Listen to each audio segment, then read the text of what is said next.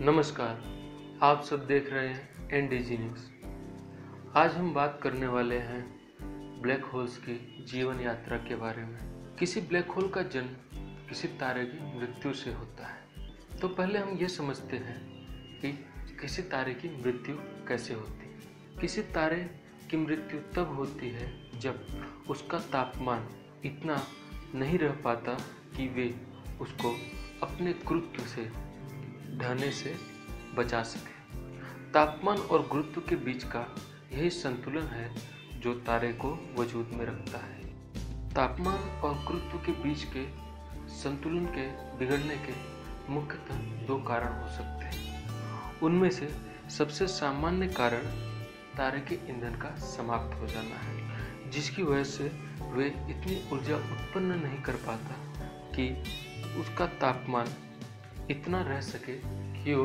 गुरुत्व को संतुलित कर सके। इसका दूसरा कारण तारे के तापमान, दबाव और आयतन के बीच असंतुलन होना है, जिसके कारण द्रव्यमान की तुलना में उसके तापमान में इतनी वृद्धि नहीं हो पाती जिससे कि वे गुरुत्व को संतुलित कर सके। कारण कुछ भी हो, पर क्योंकि तारे का तापमान गुरुत्व को संतुलित नहीं कर पाता तो उसका केंद्र ढहने लगता है। उसका केंद्र खुद को बेहद ज़्यादा सिकोड़ लेता है। इस प्रक्रिया की वजह से एक और प्रक्रिया आरंभ होती है, जिससे एक विस्फोट होता है और तारे की बाहरी परत तारे से अलग हो जाती है। इस विस्फोट को हम सुपरनोवा के नाम से जानते हैं, और जो आखिर में बच जाता है फिर एक बेहद सघन वस्तु होता है। ये सघन वस्तु व्हाइट ड्वार्फ या न्यूट्रॉन स्टार या फिर ब्लैक होल हो सकता है। परंतु ब्लैक होल बनने के लिए तारे का बेहद ज़्यादा भारी होना आवश्यक है। किसी तारे को ब्लैक होल बनने के लिए कितना भारी होना चाहिए, ये टोलमन, ओपेनहीवर, वोल्कोफ लिमिट द्वारा बताया जा सकता है। इस सीमा के बाद गुरुत्व की ताकत इसके विपरीत दिशा में लगने वाले दबाव से ज़्यादा हो जाती है और तारे की त्रिज्या या रेडियस श्वार्ज़चाइल्ड रेडियस से कम हो जाती है और एक ब्लैक होल का जन्म होता है। तो इस तरह ब्लैक होल किसी मरते हुए तारे के अवशेषों में से जन्म लेता है। अब हम बात करते हैं ब्लैक होल की जीवन यात्रा के बारे में। तो ब्लैक होल के जीवन की गणना करना नामुमकिन है। वे कितने वक्त तक जिंदा रहते हैं, इसका केवल अनुमान लगाया जा सकता है। अभी तक इसकी कोई पुष्टि नहीं की जा सकी है। ब्लैक होल्स किसी वैक्यूम मशीन की तरह अंतरिक्ष में घूमते हुए अपने इर्द गिर्द मौजूद सामग्री को अपने अंदर खींचते रहते हैं।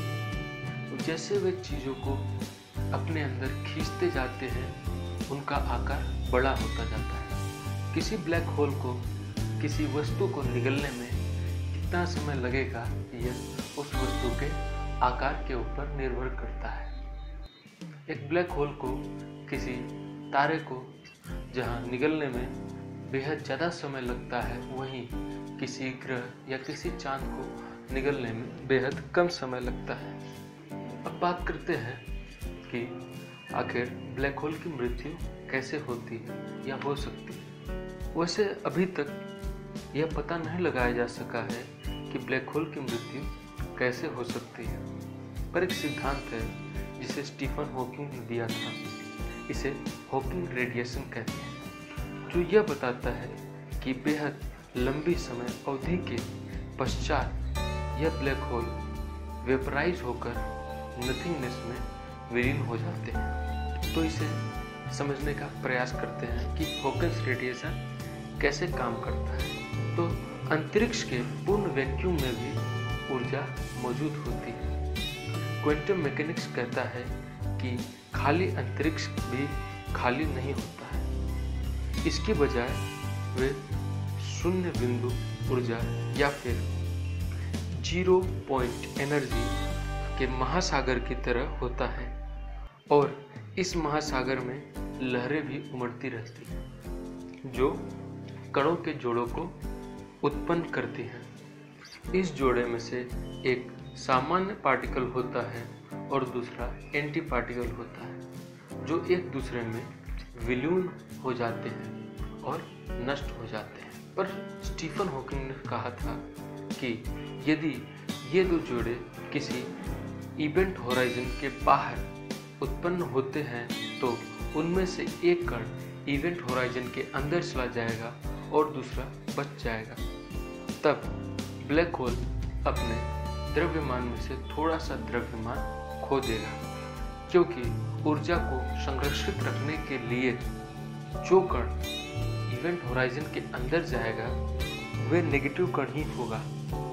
परंतु भले ही इस प्रक्रिया से छोटे ब्लैक होल्स इवोपरेट हो जाए, पर कोई भी ब्लैक होल जिसका द्रव्यमान हमारे चांद से ज़्यादा होगा वे जितना हॉकिंग्स रेडिएशन छोड़ेगा उससे ज़्यादा वे कॉस्मिक माइक्रोवेव बैकग्राउंड रेडिएशन को एब्जॉर्ब करेगा।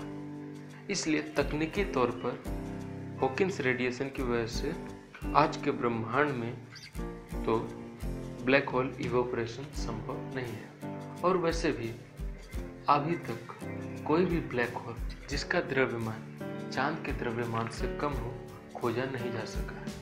पर धीरे धीरे जैसे वक्त बीतता जाएगा कॉस्मिक माइक्रोवेव बैकग्राउंड भी जो कि पूरे ब्रह्मांड में फैला हुआ है वे कमज़ोर होता जाएगा और धीरे धीरे वे इतना ज़्यादा कमज़ोर हो जाएगा कि बड़े ब्लैक होल भी जितना रेडिएशन एब्जॉर्ब करेंगे उससे ज़्यादा वे हॉकिंग्स रेडिएशन छोड़ेंगे और हॉकिंग्स रेडिएशन के जरिए वे धीरे धीरे इवोपरेट हो जाएंगे। परंतु हॉकिंग्स रेडिएशन प्रक्रिया के द्वारा किसी ब्लैक होल को इवोपरेट होने में 10⁻100 ईयर्स जितने लग सकते हैं। ये बहुत ही ज़्यादा समय अवधि है। धन्यवाद। आप सब देखते रहिए एनडीजी।